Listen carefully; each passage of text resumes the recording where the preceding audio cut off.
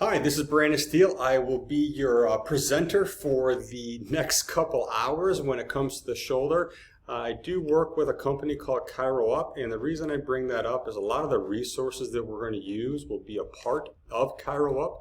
By no means do you need to be a subscriber of ChiroUp, but I just want to make you aware that all the resources that you'll be seeing come from this service. If you want to, you can go in and you can click here and start a free trial of ChiroUp. You'll put in your email and address, but essentially it'll take you to this screen, and within 30 seconds you'll be able to log in to ChiroUp.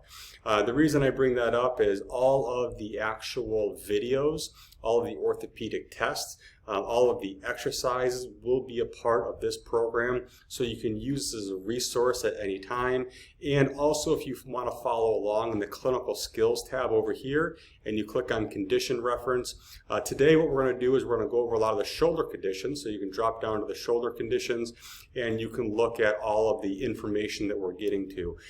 So we'll start off with scapular dyskinesis, so you can actually look at all the evaluations. If you click on any one of those, you'll see the video, you'll see on the management tools and all the exercises. But most importantly for this class, you're going to want to see where I get my information from.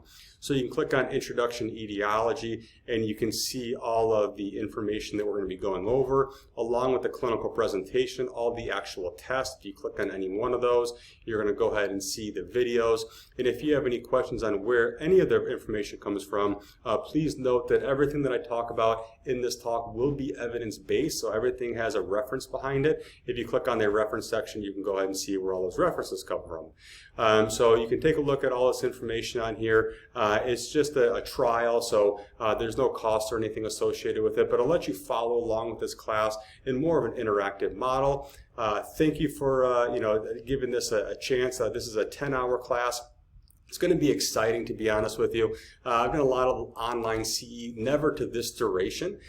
So if you have any questions or concerns throughout the talk, you can email me, Brandon, B-R-A-N-D-O-N, at ChiroUp.com, C-H-I-R-O, and I'll be available all the time. I'm a practicing doc, but I'm here to answer any kind of questions you may have concerning the shoulder. And then if you have anything that you need to talk about, you can text me, 314-807-4698, and hopefully we can get through this 10-hour series together. I think what you're going to find is informational. There's a lot of cool stuff we can learn about the shoulder, and I think even more important than that, there's a lot of things that we can learn this weekend that you can implement in what you're already doing for the shoulder. So you don't need to redesign your practice. You don't need to redevelop everything that you do for the shoulder. However, hopefully you can find a couple things from my lecture, maybe an orthopedic test, maybe an exercise, and we can learn a couple things together. And then please, if you have any questions or if you have any feedback, shoot me a text, email me, and I'll get back to you as soon as possible. Often very difficult though. There's a lot of times where I've got a lot of people coming into my office at one time. I need to make sure that I can deliver best practice management to every single one of those patients. When you have 3 patients sitting in front of your treatment room, often we skip some steps. And this is one of those things we don't want to skip because it makes all the difference in the world. I'm a big proponent of automating 98% of things that I do in my office so I can focus on the 2 to 3% that really matters to that patient. Like we're going to talk about today, it may be just focusing on a little bit of scapular retraction, posterior tilt of the scapula when they're opening their car door, when they go to get a cup of coffee out of the cupboard. So there's these little pieces of information that if we can focus on and we can correct, we can make a dramatic impact on these patients regardless of their diagnosis. The fourth part about this is active patient participation. Patients who come into my office and expect me to fix all their problems are mistaken. That is not going to be the case. Sometimes we'll get those patients with an acute low back pain. We adjust them once or twice and they're out of pain, and that happens all the time. And that's one of the beauties of chiropractic is the spinal manipulation works so well.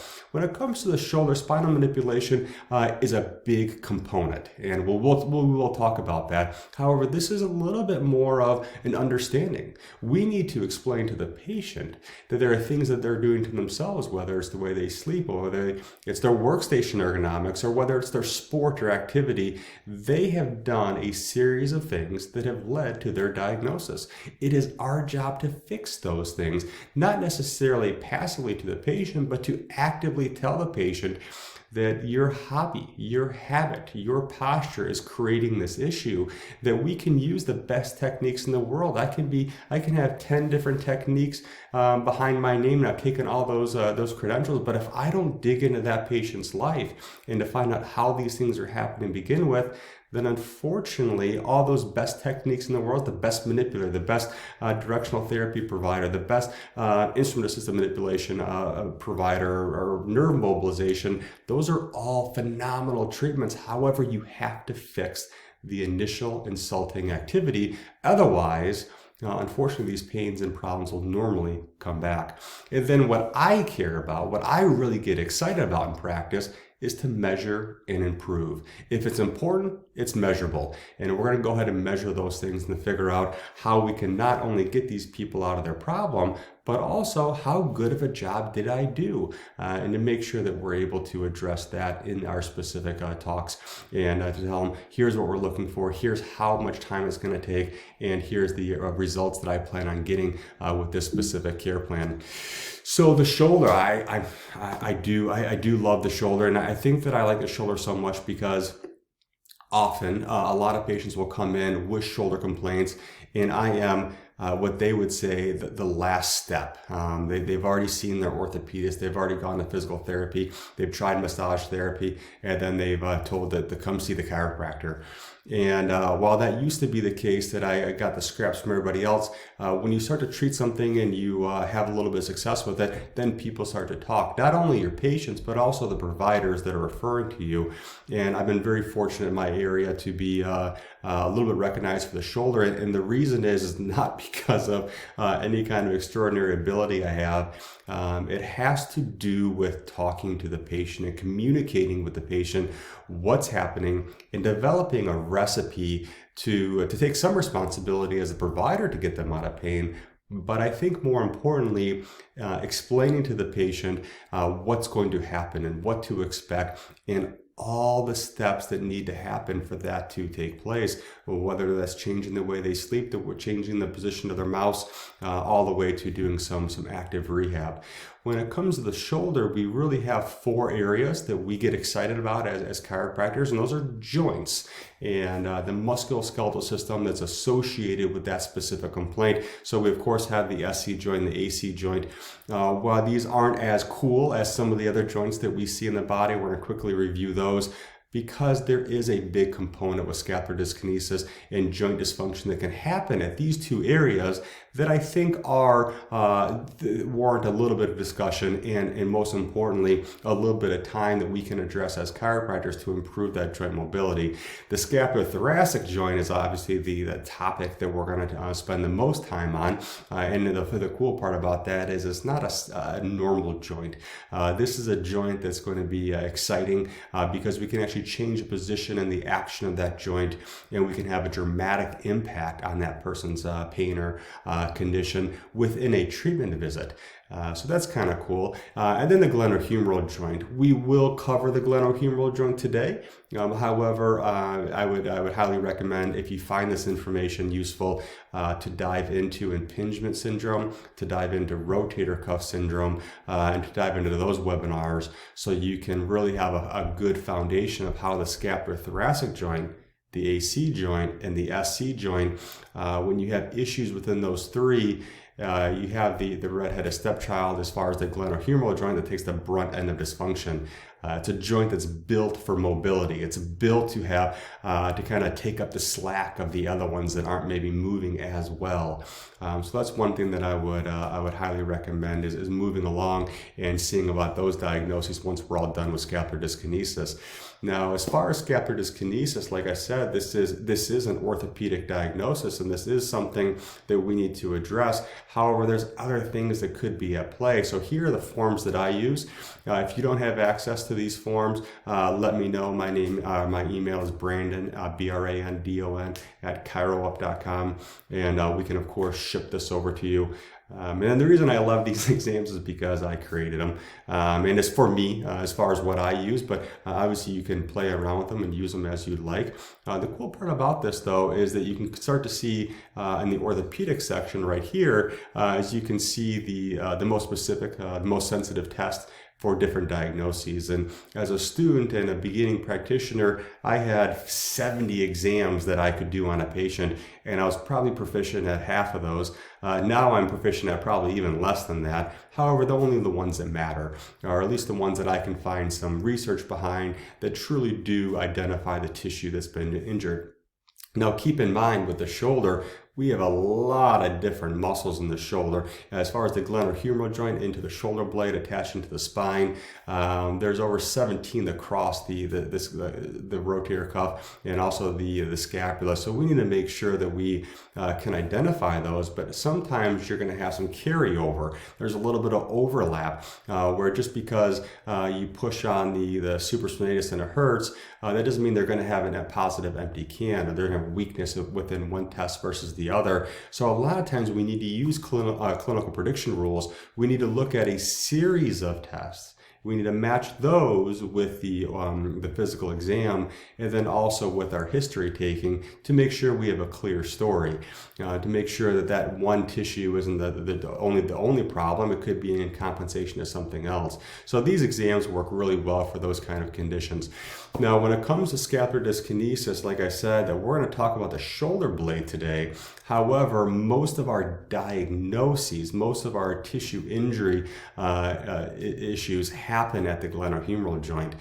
Most often it's going to be that squishy stuff in the middle. And I say that because we have the acromion and we have the coracoacromial ligament over top. And unfortunately, there's a bone on the bottom, which is the humerus, and there's some bone and hard tissue on the top, which are the coracoacromial ligament.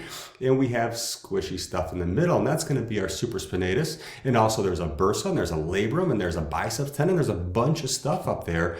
And that's where we see a lot of our injuries happen. So today, what I'm going to hopefully explain is how the shoulder blade leads into that dysfunction.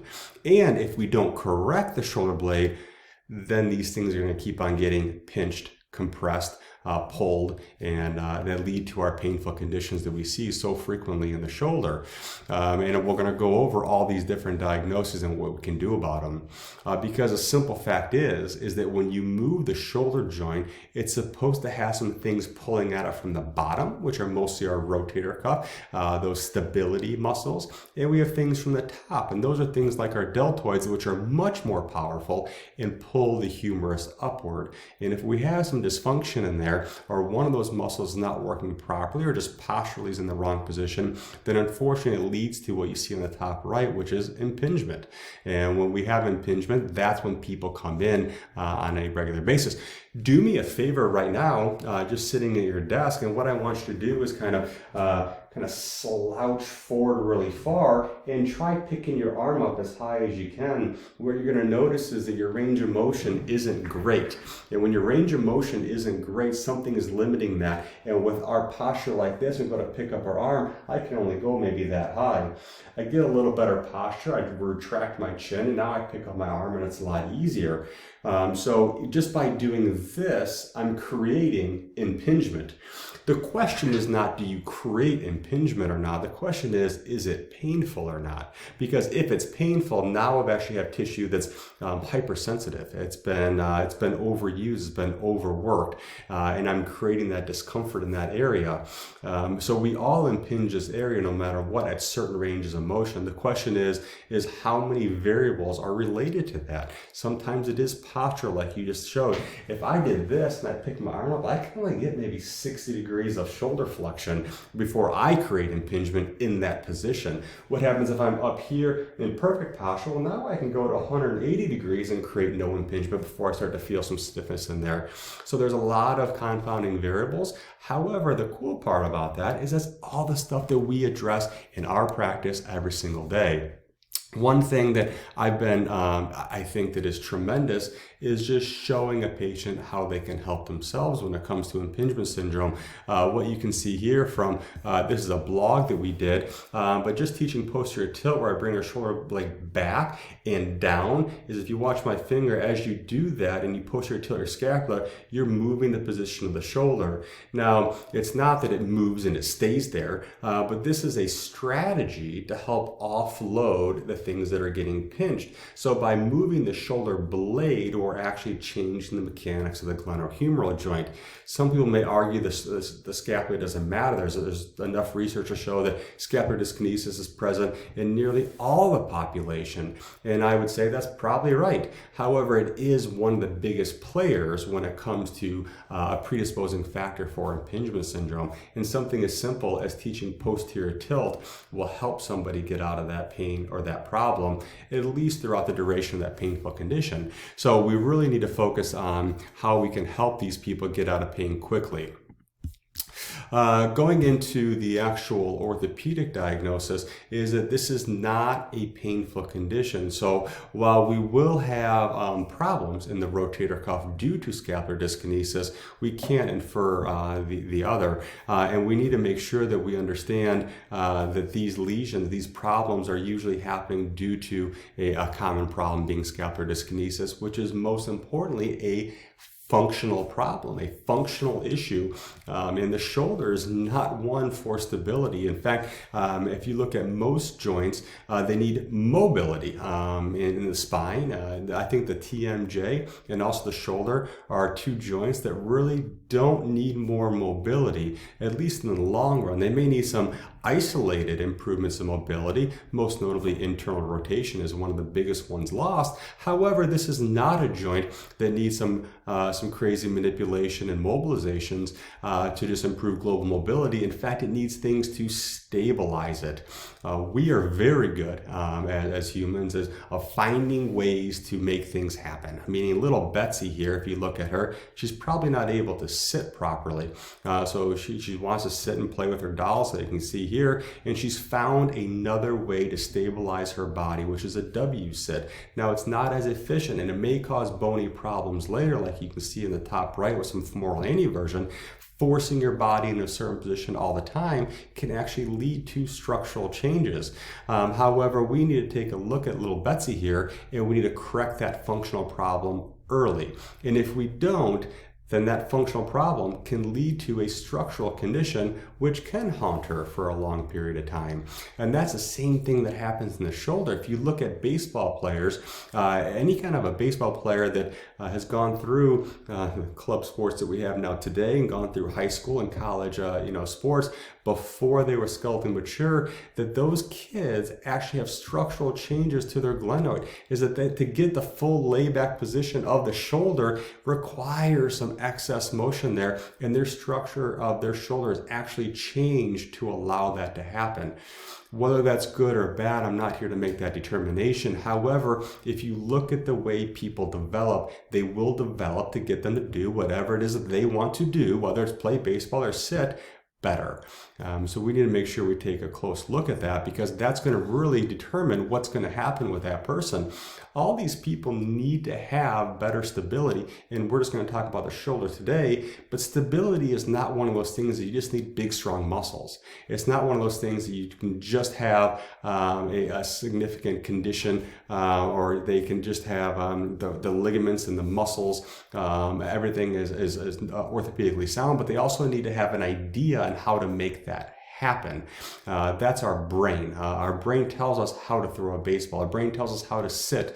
Our brain tells us all those things to make sure that we're doing purposeful movement and not creating injuries. So those are the things we really want to focus on with the shoulders. Not only do we have movement, but do we have the right kind of stability at the joint to make sure we don't overload certain tissues. When it comes to the scapula specifically, there are certain muscles that can pull the shoulder blade forward, and there are certain muscles that pull it backward. And what we find with today's environment is that we have a lot of muscles that can pull it forward, and those are the muscles that people often develop.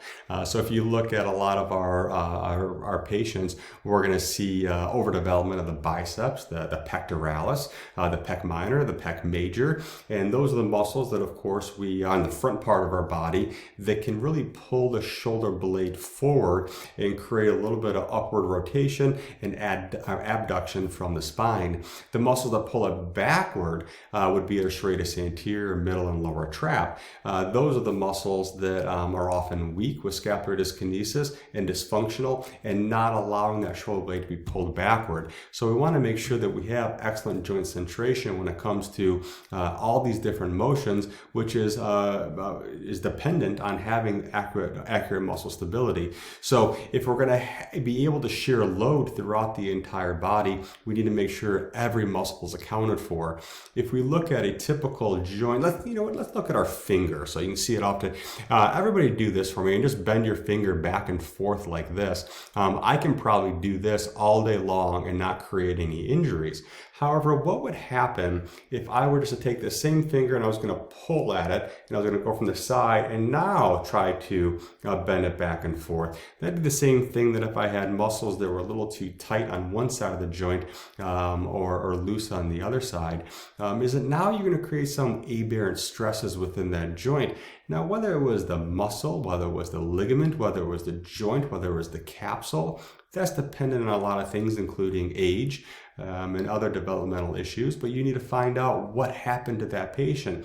If you look at let's go back to baseball, if you look at a pitcher, we're going to see our young pitchers have something more like a little league elbow, meaning if you have a little bit of excess stress at the beginning or the medial part of the elbow, well, in little kids, those muscles and ligaments are a lot stronger than the bone, and it can start to pull away from that flexor mass is going to pull away from that epicondyle, creating an avulsion problem. As that person gets a little bit stronger and a little bit older, that stress is now going towards the ligament, and as they get even older, it can turn into a bony problem. So depending on the person's age can really make a big difference on what tissue is actually injured. As far as the muscular anatomy of the shoulder, we really want to focus on all the muscles. We're so in tune with calling everything rotator cuff injury. However, well, and maybe your neck of the woods is a little bit different, but everybody in my area calls it the rotary cuff. But this is one of those things that these are the tissues that often take the brunt end of dysfunction. They're not necessarily the problem, though. If we look at the rotator cuff, this is a muscle or a group of muscles that form a sheath over the humerus to pull it down and stabilize that area. But if they don't have a good anchoring system, they're not in a good position because of scapular dyskinesis, then they have a deficit that could cause a problem. And I think that this is most notable when you look at an actual baseball player, someone that has to use a shoulder for a long period of time. They have to use it at a high rate of speed, and they don't get a lot of time in between using it as far as days off. If you look at a professional baseball pitcher, in fact, one of the best examples was Tim Lincecum. He was a small guy. I mean, he wasn't a big guy. I think he was under 6 foot. He had to use every piece of his body to generate the torque to make sure that he could throw a baseball pitch for a long period of time. And he did a very good job. If you look at most baseball pitchers, are tall, they're lanky. And these guys, Adam Wainwrights and Chris Carpenters, are 6'6", 6'7", Randy Johnson type size. And those guys are not bodybuilders. The muscles are not strong enough to throw a ball like that. They need to use other pieces of their body. So the other pieces they're going to use are their hips, their opposite leg. In fact, 50% of their power comes out of the contralateral leg, making sure that you can transfer that ground reactive force up through your ankle, knee, hip, back, and ultimately going through the glenohumeral joint. In fact, the glenohumeral joint is just a wet noodle in this case until you need to slow down that arm. So I think that the cool piece about this is that to rehab somebody isn't just strengthening. It isn't just mobilizing. It's not affecting just the active or the passive systems. It's also, you have to address the central nervous system piece of this. And that would be, how do you throw a baseball? How do you, if you're an ultrasound tech, hold the orb? When you are a painter, how do you position your shoulder to perform your task? Because if you have one of those three systems that are lacking, that's when you have diagnostic issues. So as far as, President Bush here, that's not a great looking throw. Does he have the active ability? Does he have the muscle strength to throw a baseball? Probably yes. Probably not fast, but he also played Division I baseball when he was in college. Does he have the orthopedic stability to do that? It appears so. I mean, he probably has some atrophy within the rotator cuff. He probably has some tearing in the labrum. So does everybody else. However, that motor program right there would afford him 5 pitches, 10 pitches. That's about it. If he got up into the 30 and 40 pitches, he's going to have a sore, achy arm in the morning because his motor program is so bad that he's overloading extra tissue. So we need to make sure that not only are we excellent diagnosticians, that we can take a look and we can identify, did George Bush throw too many pitches and does he have a rotator cuff problem, but we also look at what happened. What did he do to create that orthopedic condition? And a lot of times we're going to find out that's due to the way he's doing his sport or activity. This is by far one of my favorite videos that has ever been played. This is a Volkswagen commercial here. So I'll take a look here. So little Johnny's learning to throw a baseball. Not great as far as moving the wrong foot and throwing the ball. But let's look at what's happening. He's learning how to throw a ball from his dad. Little Johnny doesn't have, a chance here. Little Johnny knows how to, he has the muscular stability. He has everything, the ability to do that. However, unfortunately, he's learning how to do the task incorrectly. And if he's learning how to do the task incorrectly, then unfortunately, he can lead to injuries later on in his career. Now, we obviously need to also look at things down chain. So we're going to talk about the shoulder today, but don't forget about everything else down the chain. If you want to learn more about that, you can take a look at the hip abductor weakness and lower back conditions that are also within ChiroUp. However, as far as the rotator cuff, these are the things that we often attribute most of our shoulder pain problems to: the supraspinatus, the infraspinatus, teres minor, and the subscap. But keep in mind, these are just the scapegoats of essentially of shoulder dysfunction. They're not necessarily always the problem. They're just the painful muscle or painful tissue. We need to see what's going on, why these muscles are failing. Most often it's happening due to a lack of mobility somewhere else. And I told you I'd talk about the SC joint, and I'm a chiropractor. I love to hear joints pop and crack, and sometimes you can get a cavitation out of the SC joint, but we at least need to take a look at the arthrokinematics of the SC joint, and we also need to assess, is it moving or not? Because if it's not moving, that's when dysfunction can happen. So if we look at the SC joint, it has roll slide kinematics, meaning I need it to move. And unfortunately, in today's society, we have so many people with rolled forward posture that this joint is constantly compressed, it's constantly irritated. And when that's the case, we can really have dysfunctional movement that can affect things down the chain.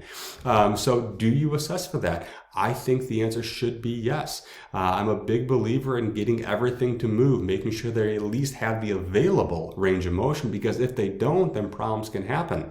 When we need to move the shoulder joint, I need the ability to get some posterior rotation and downward slide of the actual SC joint.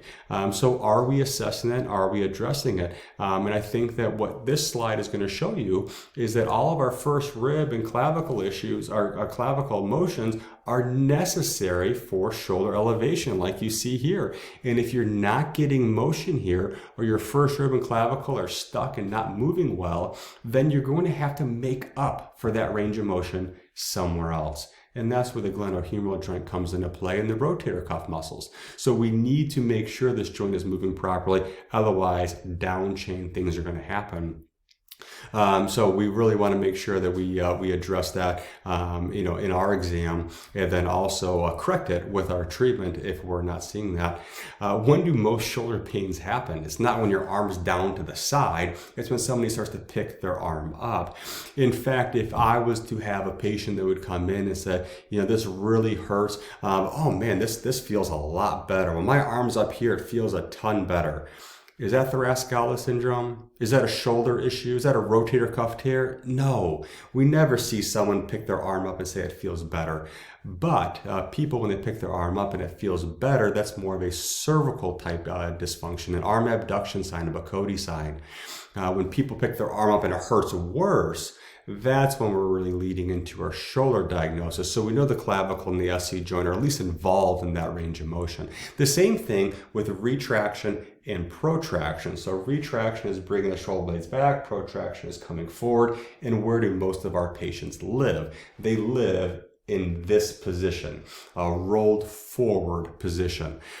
So we don't have too many patients that come back and they're in a retracted position, but almost all of them are in that protracted position. And it's really, once again, progressively compressing, having sustained compression of that joint and not allowing them to go back into that range of motion, which will affect down chain. It will affect the glenohumeral joint. So we need to make sure that we are able to assess this, and assessing is pretty easy, looking at how well do they pick up their arm. And we see this mostly in our impingement patients, that those are the normal treatment, which we'll go into in that section. However, look at which joints are actually moving during those different phases of motion. Just going to 60 degrees, your AC joint is accounting for a big piece of that motion. You need to have range of motion there. Our patients who are chronic bench pressers and they get osteolysis of that actual AC joint, they can't get into that range of motion because the AC joint doesn't move that well. And the SC joint is very, very quiet in that range. However, once you get up into that higher ranges, the SC joint is going to start to accompany the AC joint in that range of motion. So not only do we need to know this for impingement syndrome, but it also gives us some information on what's going on in those different ranges. The AC joint, while it's not one of those joints that we normally pop and crack and that kind of stuff, it does have to move. And if it doesn't move, then that's when problems happen. So how does this thing get insulted and irritated? It's us, it's not like any part of our body. It's built fairly well, and unfortunately we do things to it to create problems. Let's imagine we have Newton's third law: every reaction is equal and opposite reaction, but in this case, let's supplement that reaction. Let's supplement those scapular stabilizers and spine stabilizers. Let's have them lay down on a bench. I no longer need those muscles anymore. And if I don't need those muscles, I can focus on just the muscles in the front, which are predisposing someone to upper cross syndrome and scapular dyskinesis, working the pecs, working the lats, working those muscles. And I don't need the muscles in the back to bring my shoulder blade back. And now I'm constantly working those muscles, creating more compression in the AC joint, the SC joint. And unfortunately, it's going to force range of motion out of somewhere and eventually cause injury. Now let's get into really the reason most of us are here, which is the scapulothoracic joint. I love this joint because we can change the position of it. I can actually modify and hold a different position of this joint. That's kind of cool. And the reason it's kind of cool is because now I can do an orthopedic test. I can change the position of the joint, and then I can see what happens to that orthopedic test. And that's not something that we can do very often. And I think that is tremendous because now that we can actually change the position of the person, now it gives you some information on how to rehab that area. So most of our patients, like I said, don't have an issue with retraction. They have problems with too much protraction, the shoulder blade moving forward due to their posture, due to their job, due to their workstation. And we need to make sure that we address that. We also, like I said, we need to address the AC joint and the SC joint with some motion palpation and to free up those joints, because sometimes if you've been in that position for too long, you physically can't get back into this position. I've seen the same issues with family members members and patients that I've been seeing for a long period of time is that when you have kind of molded into that position over 5, 10, 30 years of working at a computer, that they physically can't get back into a retracted position, or they can't even achieve thoracic spine extension. That's a big issue. That if we can't get into those ranges of motion, then something's going to have to pay the price, and unfortunately the shoulder does most often. Now this is one of my favorite videos, and the reason it's one of my favorite videos is because it's with my children. My children live underneath my roof, which means I get to perform social experiments with them all the time, and they have to do it because I still feed them. So this is my son. He's right at about 4.5, about 5 years old, and he's never done a push-up before. And I thought to myself, Jack is my son here. He has the muscular stability to do a push-up. He's strong enough. He's fortunate enough he doesn't have any other issues going on where he has the muscular system, and he also has the structural system, meaning the shoulder joint, the labrum, the bones, the humerus, the scapula, to perform a push-up. So physically he can do it. Now, psychologically, he's probably never seen a push-up or knows what that is. So before I did this video, I said, Jack, I want you to do 10 push-ups, and I'm going to show you how to do 1 push-up. So psychologically, mentally, he knows what he's trying to reproduce. So the CNS aspect of this, he has an idea of what he's supposed to do, but he's never done it before. So now I need to encourage Jack to do this. And I said, Jack, if you can do 10 push-ups, I'm going to take you out for cookie dough ice cream. Now, Jack loves cookie dough ice cream. He would jump through a ring of fire for cookie dough ice cream. So let's see if Jack can do 10 push-ups. Go. And he starts to do his push-ups, and you can watch him, his shoulder blades, they're all over the place, and those aren't actually that bad of push-ups. He's excited, he wants some cookie dough ice cream, but you're going to see what's going to happen. When his muscles start to get sore, he's not able to do that, he doesn't have the stability, he's going to start to do something that really isn't even a push-up. Now that's okay if you do that every once in a while, but like a CrossFit athlete, if they keep on sacrificing their quality for quantity, what's going to happen? They're going to overuse something else. So I thought to myself, what could I do to help Jack do his push-ups better? So every year, actually it was about 13 to 14 months, we did about 10 push-ups together. So every day we just did 10 push-ups. That's it. We didn't, I wasn't that mean to him. And I tried to see what would happen if he had a better understanding of how to do a push-up. Yes, his muscles get stronger. His structure is, he's a normal developing child. Shouldn't be an issue. And he would have a better idea on how to perform that activity. So every day for a little over a year, we did push-ups. And now you can see how he has better coordination of the muscular movement. He's still not able to do that that efficiently as far as the muscles. You can see the shoulder blades popping off the thorax there. So he still has some inherent weakness in those muscles. But hopefully, if we can start to do this with all of our patients, we can actually go through and we can prevent injuries or problems in a baseball player like this by developing those muscles, by developing not only the movement, but also developing the muscles and developing the passive structures around there. Now, how do we see this happen so frequently in our office? Yes, we can teach all of our patients how to do push-ups, but what can we also teach our patients to do? We can have them have better posture, and I think that this is one of the biggest pieces to the shoulder and scapular dyskinesis that we often, we should remember as chiropractors. However, this plays a big role in future problems.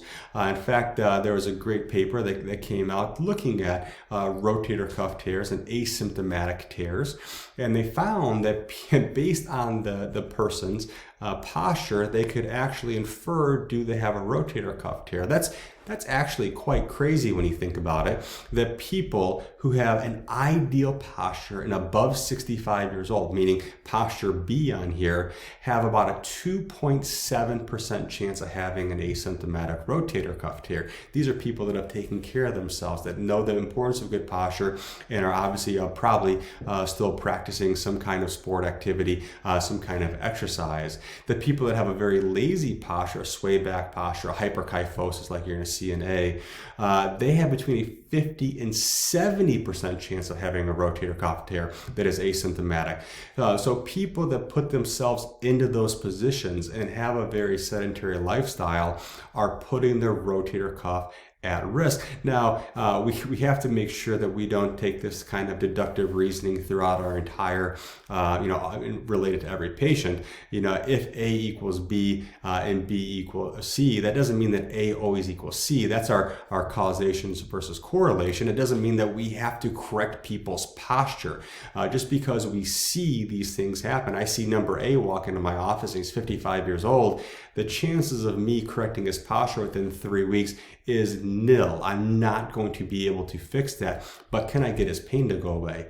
Yes. So we need to understand that this is a factor in it. However, I don't have to correct his posture to fix the problem. Now, is it going to help? Absolutely. 100% getting him in better posture is going to help. It comes back to that same situation that I showed you guys at the beginning. Slouch forward and pick your arm up. You don't have that same range of motion. Correcting his posture, improving the thoracic spine kyphosis will have a dramatic impact on that person's pain and problems. But we can't say that just correcting the posture is going to fix that problem. There are other variables we need to take a look at. So when we do this, we can say that scapular dyskinesis is mostly present in our younger people. They have not developed orthopedic diagnoses as of yet. And if uncorrected, it may lead to impingement syndrome, may lead to rotator cuff tears and ruptures. If you want to go down that chain, we can talk about those in the next couple of hours in different CE classes.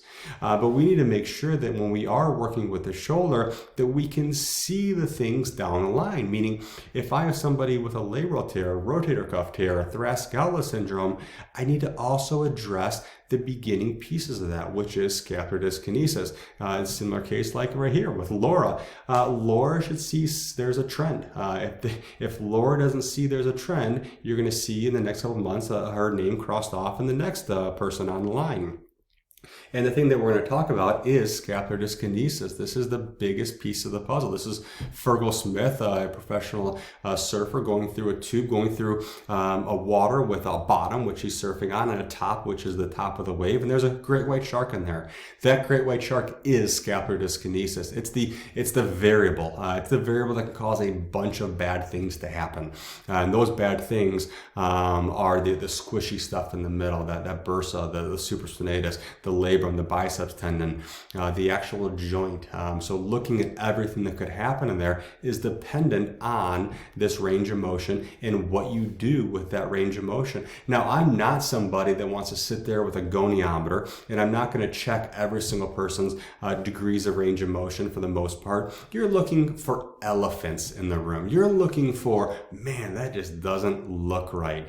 And what we all know is that when you have any kind of range of motion, that a lot of times we can highlight dysfunction upon the eccentric motion, the eccentric phase of motion. So me picking my arm up would be the concentric motion. However, when I go to bring my arm down, that's the eccentric motion. Now I can even highlight that a little bit more by adding a little bit of overpressure as a practitioner, or using a weight to really see that dysfunction happen.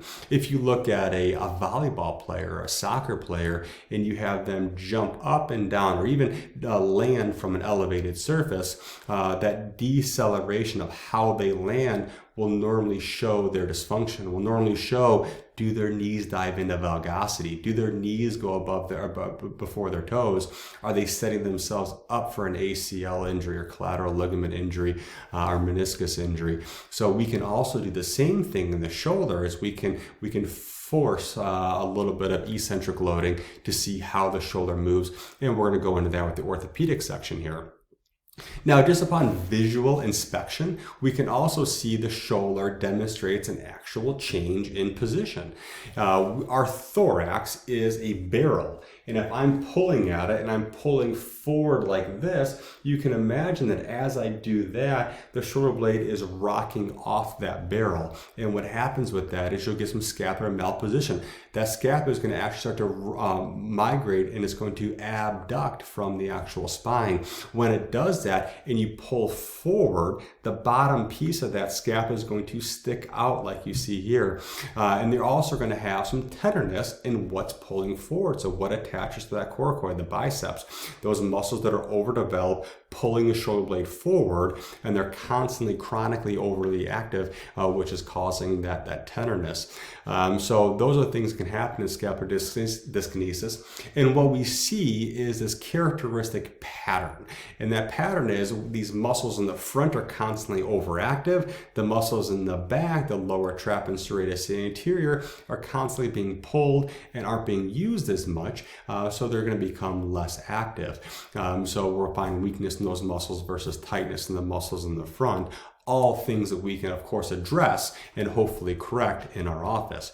So there are other causes of scapular dyskinesis. I want to put them on here. In fact, one of the biggest ones is long thoracic nerve palsy or issues with the suprascapular nerve. Those things do happen. So I don't want to gloss over those and to assume that all causes of scapular dyskinesis are due to activities and postures and habits. I just think that 98% of them are due to the things that we do to our shoulder, the positions, the hobbies, the sports, the activities.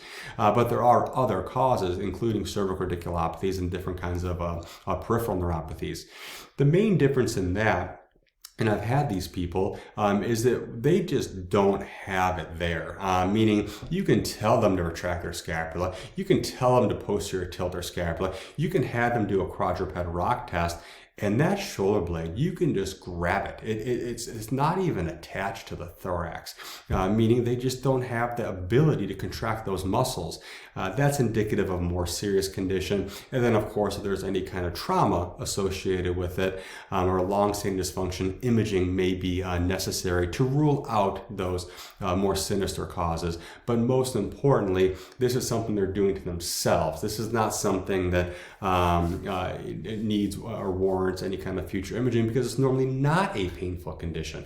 They can have anterior, posterior, and posterior superior shoulder pain, but that's where all shoulder pains present. So they can have discomfort right here at the coracoid because that bicep is pulling at that. But a typical diagnosis with scapular dyskinesis is not painful. So what we see though is this continuum dysfunction. I love this article. They looked at volleyball players, and what they found is that while the patellofemoral pain syndrome, the knee pain, the anterior knee pain is why they came in and how these patients all came together, what they found is that on average, these patients also had deficits in other areas. They had a 16% deficit in hip abduction, a 14% in trunk extension, and a 26% reduction in ankle plantar flexion. So they had all these deficits that led to patellofemoral pain syndrome. That was just the tissue that gave way first, but there's still all those other deficits that you need to address, and those are the most important pieces to keep someone out of pain. And the same thing happens in the shoulder. Thousands of research articles. We have a board of directors of 17 different people who look at all of our research, and we try to develop a cheat sheet or cliff notes for some of you who went through school back in the 90s. And this is the synthesis of all the information that we have. If you want any more information on the actual literature behind this, let me know and I can give that to you. However, as far as scapular dyskinesis, there are several tests that are used that are valid to identify scapular dyskinesis. So we're going to take a look at those first, and then we're going to go ahead and look at the actual management and the exercise associated with each one of these. So first, let's look at the evaluation section of it. The scapular humeral rhythm test, a quadruped rock test, lateral scapular slide, scapular dyskinesis test, and looking for a sixth scapula. So in the assessment, we want to take a visual inspection of the patient. Now, sometimes this is difficult. If we have a younger patient, a female patient, where we can't have the shirt off for obvious reasons, we're going to have to do that through a shirt and using our hands. A younger person, a male a patient, I will have them remove their shirt so I can have a closer look at the actual scapula. The first piece of this is the lateral scapular slide test. And I do like this test, although I'm not a big static palpation kind of guy. But on the same token, you can actually look at to see, has that scapula upwardly rotated and abducted away from the spine. So what you're going to do is, from this practitioner, what you're looking at, his left thumb and right index finger. The index finger is on the medial border of the scapula, and left thumb is on the spine. And then you can go ahead and look at one side versus the other, and look to see, has one moved away from the spine, indicating a lot of a pulling from the front part of that with the biceps and the pec. So that's a static look at it, but you can also look at the actual shoulder blade dynamically. Dynamically, the things that we see with someone with scapular dyskinesis that does set them up for future orthopedic diagnoses are limited internal rotation. We're going to look at how well does the arm move, and those are going to be in the scapular dyskinesis test and the scapular humor rhythm test. So scapular dyskinesis, we're actually going to look at how does the shoulder blade move. Scapular dyskinesis test.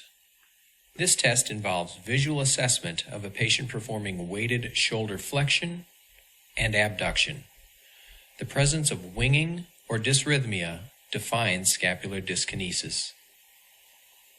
So what I can have the patient do here is that when they're picking their arm up and going to the side in the abducted position, is you're looking for discoordinated movement of the actual scapula.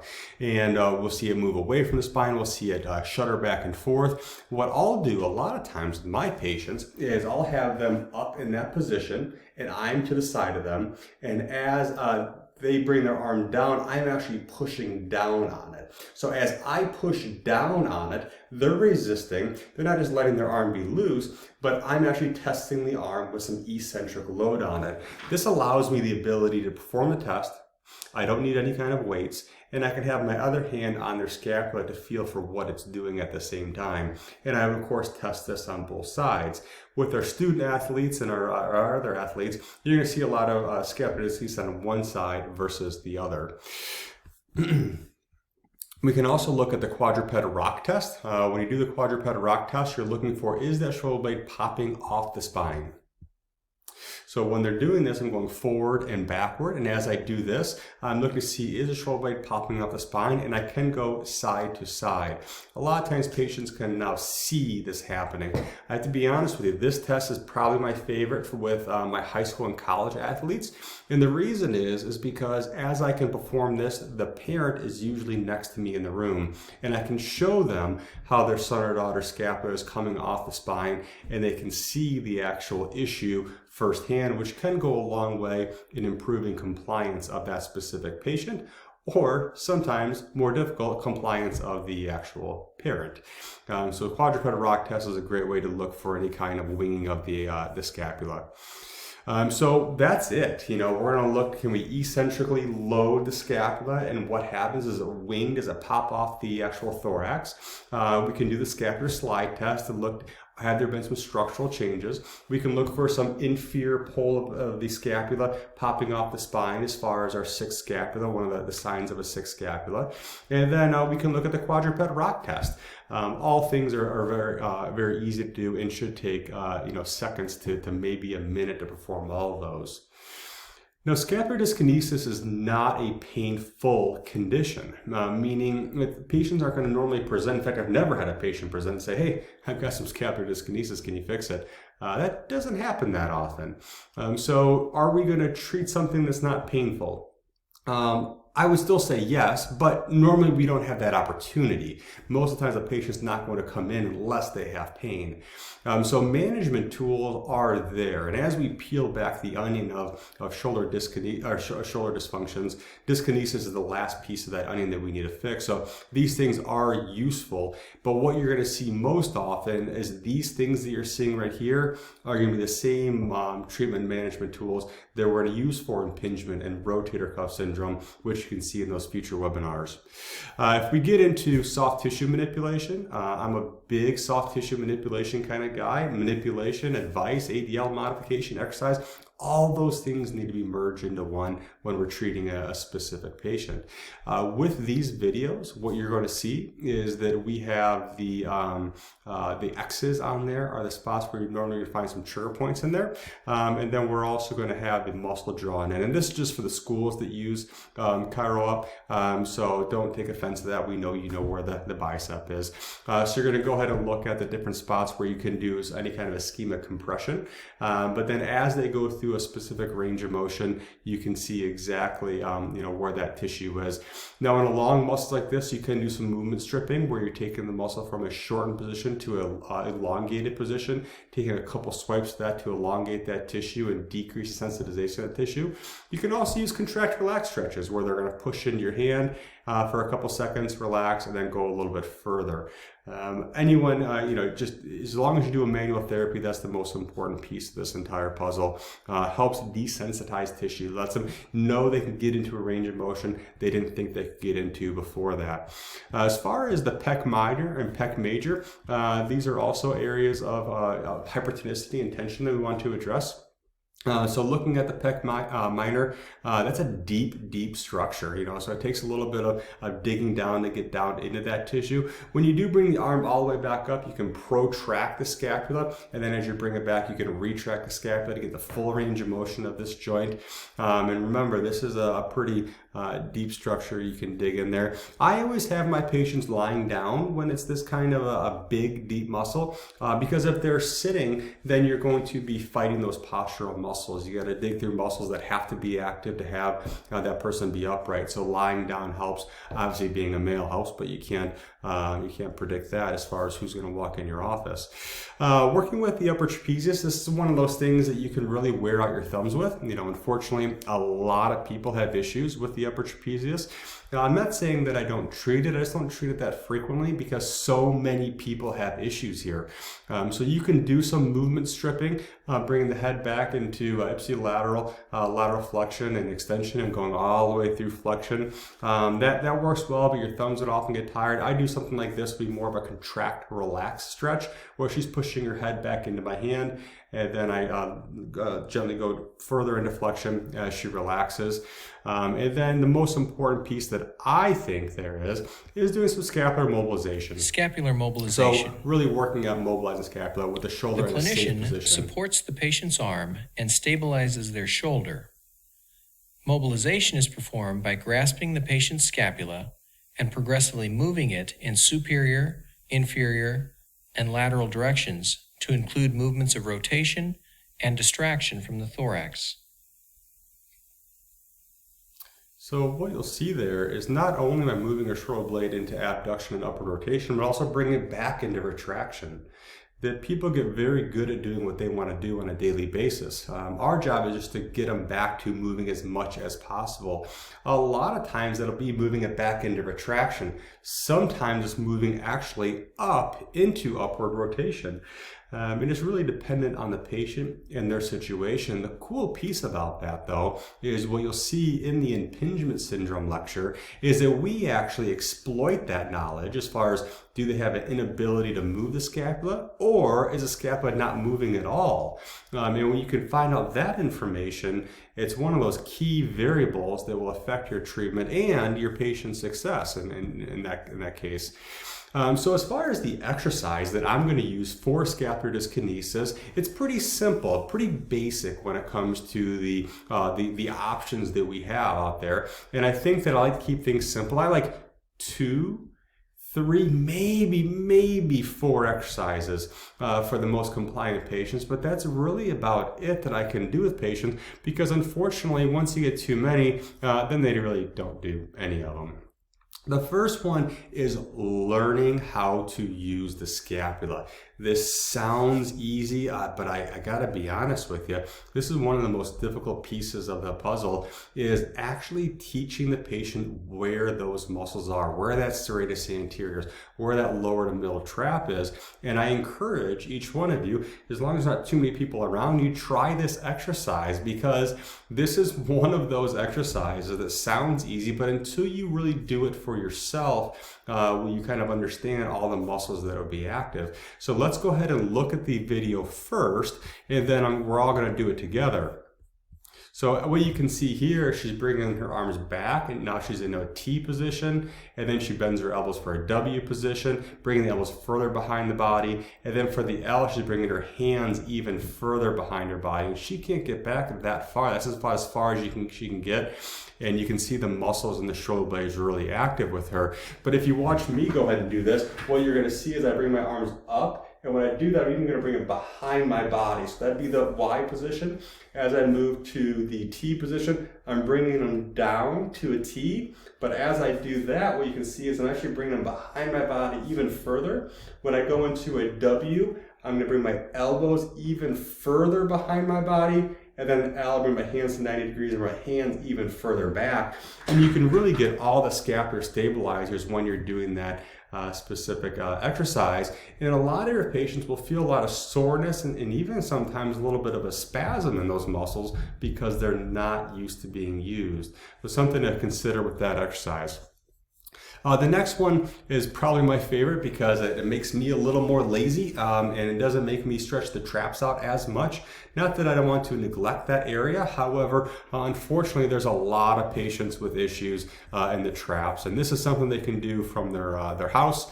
And they can do the upper trapezius stretch where they're holding onto their chair. You can see right here with her right hand, and she's letting her head go contralateral. She's going to take her head and push it back towards the right for about 7 seconds. Then when she relaxes, she's going to relax her head and pull down just a little bit further, remaining in pretty much lateral flexion. You can vary a little bit with a little bit of head rotation if you'd like, but you really want to make sure they're in a neutral position. A lot of times our patients live in this area. If you do that, you can really start to get the SCMs in there. So making sure they have good posture when they're doing this. So when they go into pure lateral flexion, they're getting just the upper trapezius.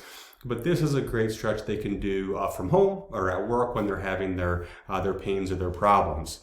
And then as far as the upcoming exercises, you can really get into fixing or at least helping with mobility and to prevent this forward rolled shoulder posture they have. The corner pec stretch is a good one for this. This is one of my favorite stretches for scapular dyskinesis, also a big one, a big player in thoracic outlet syndrome.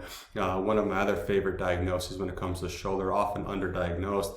What you're going to see is she's leaning into the wall, her elbows are pushed up against the wall. She's pushing her elbows into the wall, hold for 7 seconds, then as she relaxes, as you can see there, she goes right back into the wall, really working on opening up the front part of her chest. And when she can do that, she can really stretch everything in the anterior chest. Sometimes people are going to have a little bit of pain with this because, as we know, with shoulder conditions, picking your arm up is uncomfortable. So what you can do if she is having some pain or discomfort with this is have her drop her elbows down a little bit. And I think that will help alleviate some of her symptoms, and she can work back into that elevated shoulder position. I do like this exercise as compared to a doorway stretch though, because unfortunately not a lot of people can reach both sides of the doorway. And if they're hitting the doorway with their forearms or their hands, you're really incorporating a lot of extra joints when it comes into that stretch. So something like a corner pec stretch eliminates a lot of those excess variables and only stretches the glenohumeral joint, which I think is really the key to this exercise. I love loading people up and strengthening tissue. And if I can do that day one, I'm going to go ahead and do that. But we do keep scapular dyskinesis as a non-painful condition. We're going to start to load them up starting usually day one. And what we can do with them is to keep it simple and keep it safe. And so we'll do a low row where she's bringing her arms back like this. And the verbiage will let them know to also include a little bit of a scapular retraction. Now, here's the difficulty is that when I'm bringing my arms back like this, I can really go through glenohumeral flexion and extension without ever using my shoulder blades. So I really want to make sure I do two things. One, I want to actually use the shoulder blade. What you'll see in the gym, or what you'll see some people do, is they'll set their shoulder blade, meaning they're actually bringing it back and holding it. And that's okay, but the shoulder blade is designed to move. So I really don't like that at all. What I'd much rather have a patient do is as they bring their shoulders back, they're actually pinching their shoulder blades together and bringing it down, that posterior tilt of the scapula. But then as you come back forward, allowing the shoulder blade to move. That's what it's designed to do. Don't try holding it back there and holding it there for the entire duration of the exercise. That's not what the shoulder blade is designed to do. If they're okay with the low row and you really want to emphasize more strengthening of the scapular stabilizers, but do it in a safe position, that's what Brugger with the band is. And I enjoy this exercise because it really forces them to use Begin those sitting muscles. or standing with an elastic exercise band wrapped and secured around your palms.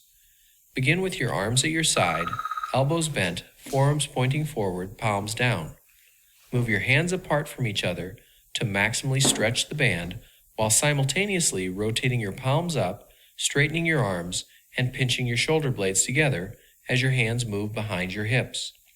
Return to the start position and repeat 3 sets of 10 repetitions daily or as directed.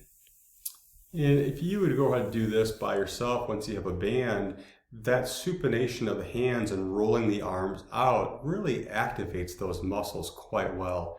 It's safe because it's not bringing the arm up, and the patient's able to do that efficiently and effectively. So I think that this is a great way to start with patients, and you're not going to injure them with these exercises. Now, the one thing that I see so frequently is, Dr. Steele, what can I buy to get this pain to go away?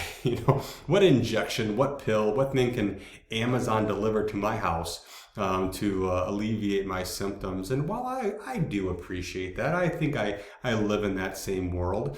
With the body, the amounts of forces that you really do generate in your body far exceed anything of a neoprene brace. So what we find is that, the scapular mobility are stuff that we have to actually do with our patients. We have to be the people who teach them how to move their scapula. It can't be an external device. Those postural control things, those kind of things are okay to maybe remind somebody. But if you really want to have better scapular mechanics, you need to learn how to use those muscles. And the cool part about that is a lot of that's educational. And then some piece of that is rehab. Rehab is showing a patient what they didn't think they could do to begin with and teaching them how to do those activities. A lot of times somebody will come into my practice and they'll have an issue with, like I said, getting a cup out of the cupboard so they can have coffee in the morning. It's not about treating scapular dyskinesis at that point. It's not about treating rotator cuff syndrome. It's just about getting the cup out of the cupboard. And the more that we can understand that, the more problems we can solve for patients. It's not about treating somebody for life. It's about solving all their problems throughout their life in simple, effective ways.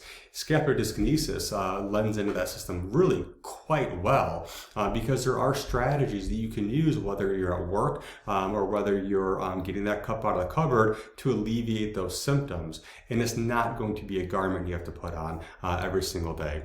One cool piece of this is that really when you look at strengthening and you look at rebalancing muscles, or however you want to put it, the biggest piece of that puzzle is not so much stretching. What we know now is stretching really doesn't change the length of muscles, just kind of desensitizes the muscles. It's really about strengthening the muscles to provide that balance. And if we want to look at balance, if you want to get the SCMs, get the splenius capitis, get the scalenes to relax, which from this journal, there's a really good way to do that. And it's not going in every Monday and stretching those muscles out. It's strengthening the deep neck flexors, longus coli and capitis. So it's making sure that you're using your time efficiently so we can do what we do and we can help more patients. But also, let's look at the patient.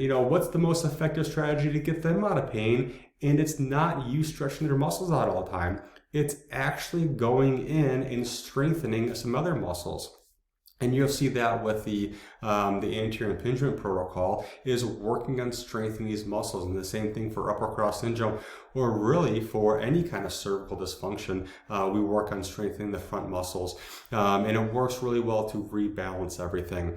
I think that the one piece of the puzzle that is the most difficult aspect of what we do, is to take everything that we know and deliver it to the patient.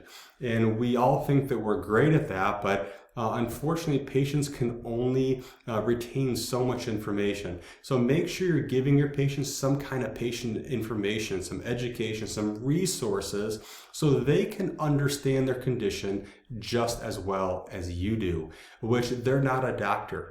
So that is what it is. So we have to take our language and convert it into 4th, 5th, 6th grade language to make sure that they understand the condition and they can do what is necessary to help you get them out of pain. Our job is to diagnose them. Our job is to educate them on their diagnosis. An educated patient is a compliant patient.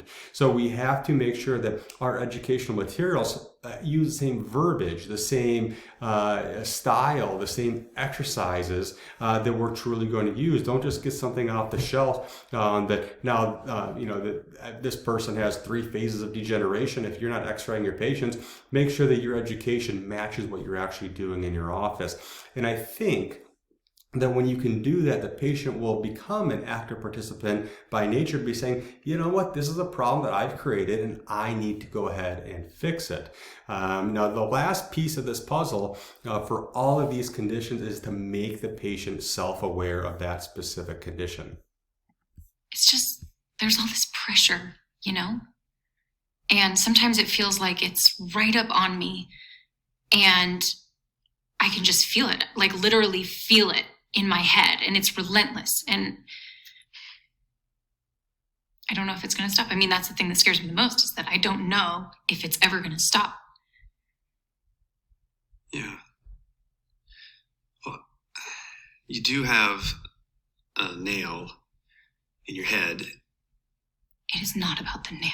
Are you sure? Because, I'll bet if we got that out of there... Stop trying to fix it. No, I'm not trying to fix it. I'm just pointing out that maybe the nail is causing... You always do this. You always try to fix things when what I really need is for you to just listen. See, I don't think that is what you need. I think what you need is to get the nail See, you're out. not even listening now. Okay, fine. I will listen. Fine. It's just... Sometimes it's like there's this achy... I don't know what it is. And I'm not sleeping very well at all. And all my sweaters are snagged. All of them. That sounds really hard. It is. Thank you. Ow! Oh, come on. If you would just... Don't... Try to see things my way. So I love that video. However, the reason I play that video is because a lot of times patients come in and they have a condition or a problem or a pain that they're looking to get rid of.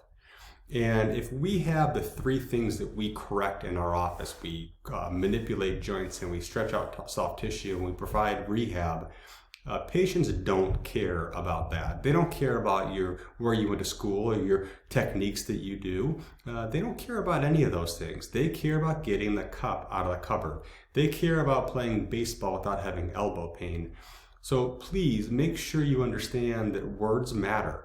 That if we tell a patient they have thoracic spine hyperkyphosis and they have a 52% chance of having an asymptomatic rotator cuff tear, they don't care. What they do care about is getting rid of shoulder pain. So instead of focusing on all the things that we could correct, really focus on why that person came in to see you and what you can do about that.